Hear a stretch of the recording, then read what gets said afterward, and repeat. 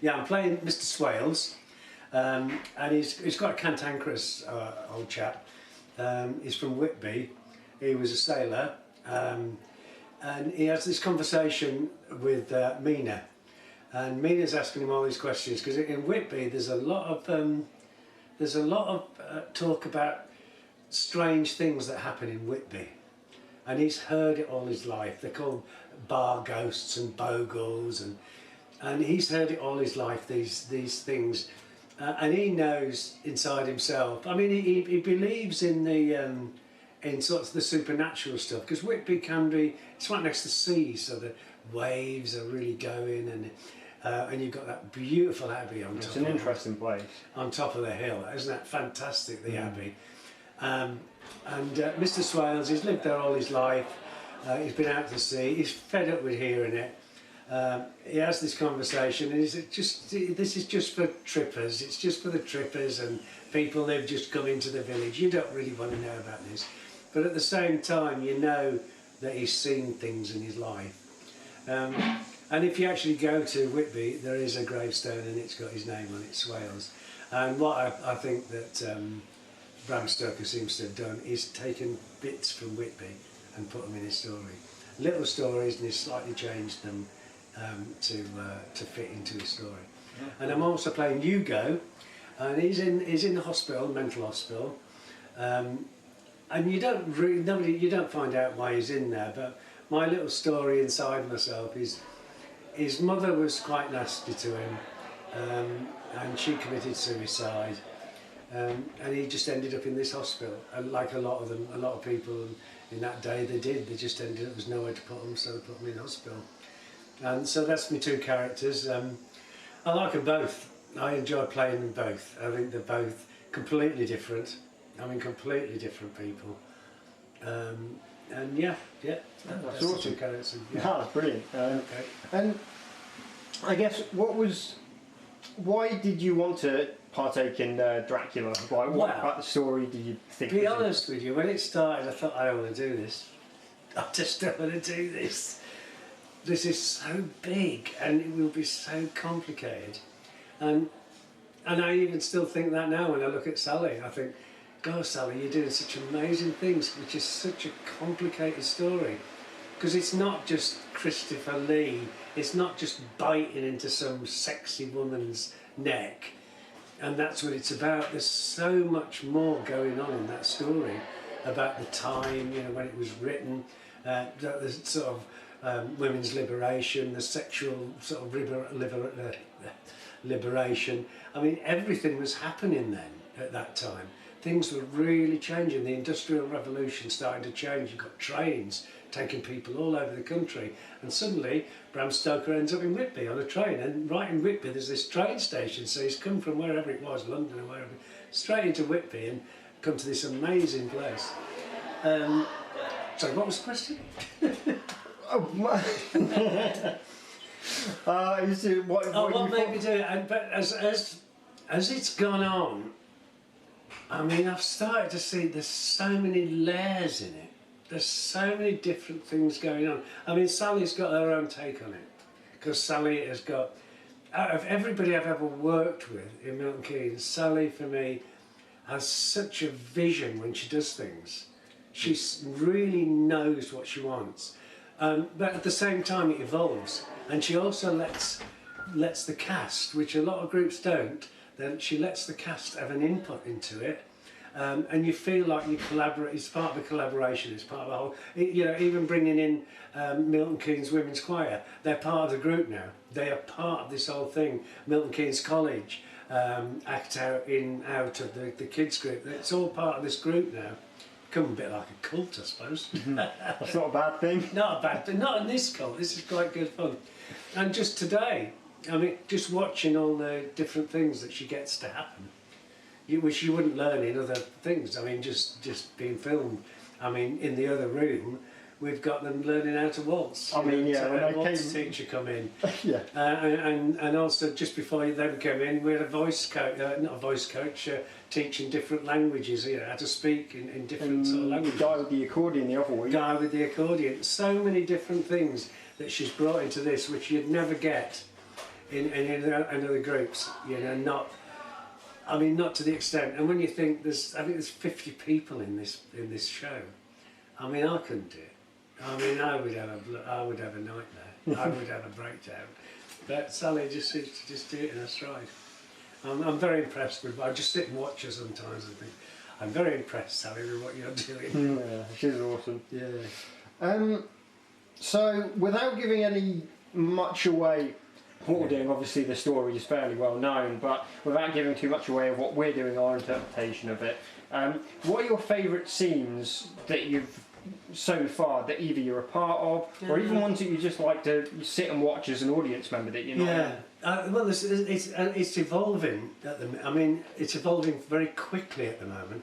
I mean, at first it was just getting people to know what they were doing and where they were going and where they were on the stage and where they were supposed to come in. But now there's lots of little scenes in this. I mean, there's about 60 odd scenes in it, and they're quite small, some of them. But they're very. Sally has this thing. She always wants her plays to be that if you stopped it in that moment, you've got a beautiful picture, and that's how she tries to get every little scene to be. There becomes a beautiful picture. That picture. So I'm finding actually. I mean, I really enjoyed my own scene with Mina, just Swales and me on the top. I was really enjoying that for ages, and now I'm really enjoying being in the asylum. Oh, excuse me, I'm burping. And seeing things going on, just seeing all the stuff. Because when you're at the asylum, we're there. I mean, without giving too much away, we're there all the time, and just watching what's going on, you know, during the little scenes. But I think, I mean, I'm beginning more and more to seeing that actually every scene is unique. I mean, not at first. When you first start, it's rough. Everything's rough. But now it's getting more and more like quite, very slick. And this one thing they're doing today is going to look fantastic. It's going to look amazing. Right, it looks already pretty good. So. And they've only been there a couple of hours. I mean, and these guys, none of them have ever done this before. I think a couple of people might have done it, but the rest of them, and suddenly they've got all these movements with their feet and their bodies and moving. It so happens when you've got a professional coming in showing you what to do. And she really is the girl who's doing it. Really, I mean, all of the people that we've had in are real professionals. They really know their stuff. I mean, doing the Transylvanian type dance, the gypsy dance, is absolutely amazing, this guy, because he's been there and he researched it. He knows what's going on in them villages. It's awesome seeing it all come together. Yeah. So yeah, with the characters you do play, throughout the performance, what do you think their feelings and the thoughts are going through their heads as the play's going on for both of them? I think Hugo, he's got real problems because, I mean, it's difficult to say without giving the story too much away. Sally's found, as we did actually when we first did Macbeth, you find lots of people in these plays or these books that are like really quite pushed out of the way characters. And she said you can find that there's actually a lot more stuff going on with them. There's a lot more complication, like within the asylum, all this this sort of tension that's going on with each other. You know, people, in all walks of society. I mean, especially in we were talking about the animal kingdom earlier. There's this hierarchy, and they're always trying to get, and the ones at the low, they get the scraps, and the ones at the top get all the same in society and the world we live in. And it's the same in the asylum. There's certain people at the top, and then it comes down, and certain people at the top protect a few of the people, and then things change. As the play goes on, things sort of change, and you see some of the people that were actually really low down there are suddenly getting a lot better status, a lot higher status in this thing. And that's what I'm finding really interesting, how things are getting just changing. They're changing as the play goes on. Excellent. And so the other characters that you interact with, which characters do you think maybe that you've got get on well with, you've got an allegiance with, or you've got a positive relationship with, and which ones do you think maybe your characters clash with? There's a few people in the asylum that we definitely, at the beginning, I'm not really clashing with them. They're just there, and tease or play with them. Because Hugo, he's quite a quiet character. He's not he's not big. He's just quite a quiet character. He's quite nervous of everything. He doesn't really understand what he's doing a lot of the time. So a lot of them in the asylum, they don't really know what they're doing. I mean, Renfield, I mean, he's a complete maniac, you know. I mean, his head is just going more and more, and Dracula is completely twisting him up inside. But for me, he's like a hero for me, because he looks after me. I'm not sure how it is in the book with him. I don't think there is anything really. I think this is something that Sally's sort of fitted in. And then there's Mina and the other character. Can't remember his name. I've completely lost. It's completely gone out of my head. I hope you could have edited this. Swales. That's it. I've known Swales for ages now. That's me and Swales. I really like Swales. I really like him. Well, he's northern, but he's a different sort. One of the other things that's been really interesting about this journey is having the coach come in, looking at different languages and different parts of the country. Because I'm northern anyway, but there's a different language up in the Lake District as there is in Whitby. There's a lot of similar stuff, but there's also a lot of different stuff. Which is lost today. I mean, they don't. They've definitely got northern accents in Whitby, but they haven't got the same. They don't use the same words, but it's the same in the Lake District. There's lots of words that you used to have there 100 years ago that they don't use anymore, so they're just sort of disappearing.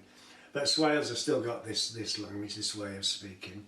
And I mean, I really like him. I think he's a really interesting character. And in the book he's a really interesting character because he talks about things that are real. You know, he looks at the world and said, you know, look at them stains weighing down with the weight that lies on them. Because there's all these lies in the graveyard on the stones. You know, people are remembering their dead ancestors, but he was such a loving person, and Swayze would look at it, well actually I knew him and he was horrible. And he's quite forthright in telling you that. He'll tell you that. He won't hide anything. It'll just be, yeah, but look at that. Yeah, but look at that. And that's how it is. That's how it really is. And Mina's quite, she's quite sort of naive about things like that. As, you know, she's sitting there on this seat. And what's lovely about it is in the book, I've seen these places. Like we went to Whitby to do some research, and we went to look at we wanted to look at anything Bram Stoker. So Sally and me and myself and Danny, we went into the Dracula experience. I mean, it's naff. It is really, but we did learn some stuff. We learned that building was where Bram Stoker used to go in, and all the sea captains used to go in, and they'd sit and write. It's like a library, if you like. And so we found some interesting stuff. I mean, the wolf jumping out of the wall and the coming out. It's like, yeah, this is fun, but you know. Whereas the rest of the guys, because there's about 10 or 12 as when they went out on the boat, and they saw what they could see. They looked at the abbey from the sea, looking up, and they also got the feeling of the boat coming in the Dracula, where Dracula comes into Whitby. So they got that. But then going up the steps that we know that Lucy went up in the middle of the night, you know, in just a nightie, she ran up these steps and then met with Dracula bit her, and then, you know. And I wonder what are these, if you imagine that in that day, I mean, what Bram Stoker's done is put in the book, is put it down that she was attracted by this Dracula monster.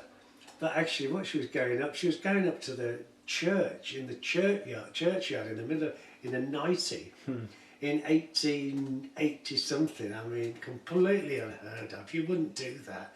And then met with somebody who bit into her neck, which could be, you know, you could think, well, he was just trying to write a novel about sex. Basically, she just got up there and had sex, but you couldn't say that. But that's just another interpretation of it. But it was really interesting to go up there and look in the graveyard, see Swales' name, you know he's in the book, You see the bench where Mina and Swale sat and looked out to sea, and the gravestones in front. And then down the road there was a guest house that Bram Stoker stayed in, and in the house apparently was two women that were staying in there. One was Mina and one was Lucy. So he just took their names. And there was a boat that came in and wrecked on the sea, and they did see a dog jump off it. So all these things he's taken, you know, and he's incorporated them in his thing. The things that Swale says about somebody who committed suicide, it did happen in that town. There was this person that did this, and then there's also, which is really interesting, there's a coffin, a gravestone, and it's got a skull and crossbones on it. Oh wow! And everything. Oh, that's where Dracula's buried. And everybody thinks that. Even I thought that. Oh, this is where Dracula lived. Well, no, actually, Dracula wasn't real. This isn't real, but you do feel that it's so ingrained in Whitby now. I mean, it really is ingrained that you do walk around the Abbey and think this is where Dracula was. I mean, that's pretty amazing that you could just read from a book or a script and just go to the actual place and be like, no, this is where this happened, but it's just from a... Yeah, well, the thing that this... the skull and crossbones could be a pirate's grave, but also there's a story which I don't... It's about this pirate, and his name was Gravel Arse. We were told, we went in the Abbey or the gift shop, and the lady in there from the National told us this story, and she said his name was Gravel Arse because his legs were short, and his arse used to be always dragging, and he had a beautiful wife, and nobody understood. Well, you did understand because he had loads of money. That's why she. Yeah. But I mean, when they were out, she was all lovely and nice. When they were indoors, she treated him like crap. And then he was going out to do some pirating, and there was a woman on the ship, so they all beat her up, raped her and what have you. He stole her scarf and then they threw her overboard, and then he gave this really beautiful scarf to his wife. And his wife was sitting in front of the mirror, and suddenly she saw the image of what went on, like a TV screen type thing, and saw him killing the woman and throwing her over the side and all the thing, and she completely freaked her out. So she ran out of the house, committed suicide, Gravel Arse had a broken heart and committed suicide as well. So I think that's where he's buried. It's a complete nonsense story. There's no... she was a mermaid. No, yeah, also... So it's probably a pirate's grave. But it's an interesting story because Bram Stoker's taken that story, given it to Swales, and Swales has slightly changed it. And in the play you'll hear him talking about this sort of thing, but he slightly changed it for his own. Because actually the main castle that he wrote it, doing his lot of writing was up in Scotland. It wasn't down in Whitby. I mean, the story's set in Whitby, but the castle he was writing about was up in Scotland. But yeah, it's just a really interesting, which I didn't know when we first started doing it, because all I knew was what was I saw on telly. It was biting in necks. Yeah, the film. And then there was the recent film, which was quite good because I like the actors in it. But it's still just a horror story. But there's so much more going on. Love between different people, relationships that are going on. Yeah, just lots going on in it. No, I'm looking forward to the final. Yeah, film. me too. That'll be brilliant. Yeah, but I'm looking forward to the final night. We packed everything in the back of the van, we're driving off. I don't have to think about it. The set's been struck, it's all gone, we're going now. Yeah, it's going to be good fun. No, yeah. No, it was awesome. Was that it? Yeah. Brilliant.